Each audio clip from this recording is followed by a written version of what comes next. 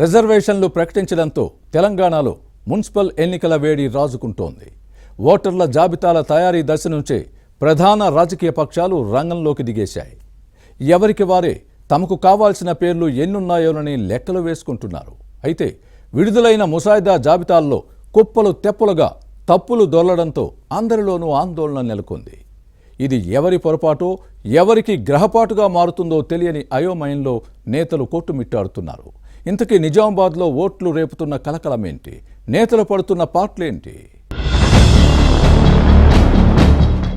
ఎన్నికలు ఏవైనా ఓటర్ల జాబితాల్లో తప్పులు కామన్గా మారాయి. అధికారులు ఎక్కడో తప్పులో కాలేస్తున్నారు.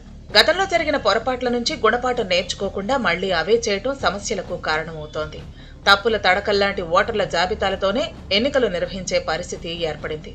లోపం ఎక్కడ జరిగిందో తేలినా శిక్షలు ఉండవు. శిక్షించాలని ప్రయత్నించినా రక్షించేవారు ఉంటారు. దీంతో భయం లేకపోవడంతో పాలనలో పదే పదే తప్పులు దొర్లుతున్నాయి.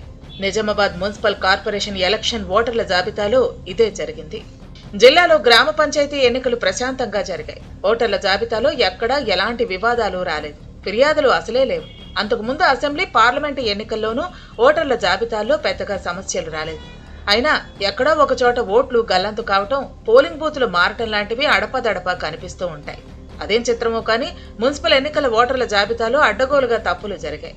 ఇవి అటు అధికారులతో పాటు ఇటు రాజకీయ పక్షాలకు కొత్త తిప్పలు తెచ్చిపెట్టాయి. మరోవైపు పార్టీల హడావుడితో ఇక్కడ ఎన్నికల వాతావరణం వేడెక్కుతోంది. నిజామాబాద్ మున్సిపల్ కార్పొరేషన్లో 60 డివిజన్లున్నాయి. వీటిలో గత ఎన్నికల్లో 3,47,000 మంది ఓటర్లు ఉండగా ప్రస్తుతం 3,90,000 మంది కనిపిస్తున్నారు. గత అసెంబ్లీ, మొన్నటి పంచాయతీ ఎన్నికల్లో లేని ఓట్లు మున్సిపల్ ఎన్నికల జాబితాల్లో ఎలా దర్శనమిచ్చాయన్నదే అందరినీ వేధిస్తున్న ప్రశ్న. ఉద్దేశపూర్వకంగా బోగస్ ఓట్లను చేర్చారని కొందరంటే, కావాలనే వందలాది ఓట్లను తారుమారు చేశారని మరికొందరు భావిస్తున్నారు. కార్పొరేషన్ పరిధిలో ఏకంగా 40,000కు పైగా కొత్త ఓట్లు చేరటం వివాదాస్పదంగా మారింది. అందులోనూ కుప్పలు తెప్పలుగా తప్పులున్నాయి. వేలాది ఓట్లు గల్లంతయ్యాయి.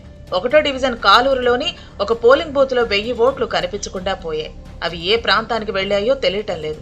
26వ డివిజన్లో గతంలో 4,500 ఓట్లు ఉండగా ప్రస్తుతం 6,000 పైచిలుకు ఉన్నాయి. ఇందులో అదనంగా 2,000 ఓట్లు ఎలా వచ్చాయో తేలాల్సి ఉంది. మరికొన్ని డివిజన్లలో హైదరాబాద్, ఆల్వాల్, మహారాష్ట్ర, నాందేడ్ ప్రాంతాల ఓటర్లున్నారు.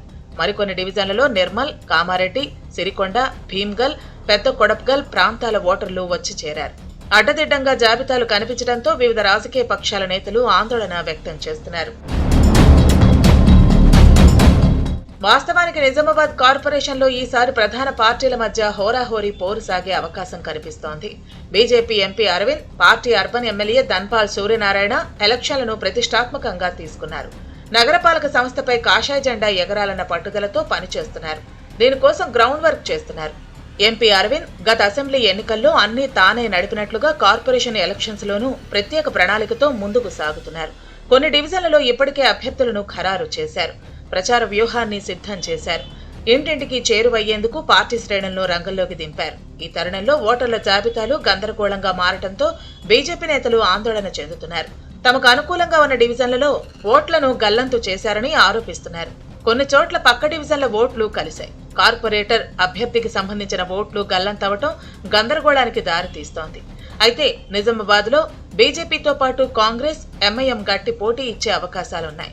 అధికార బలంతో కాంగ్రెస్ నేతలు పట్టు కోసం ప్రయత్నాలు చేస్తున్నారు. 20 డివిజన్లలో మజ్లిస్ ప్రభావం ఉంటుంది.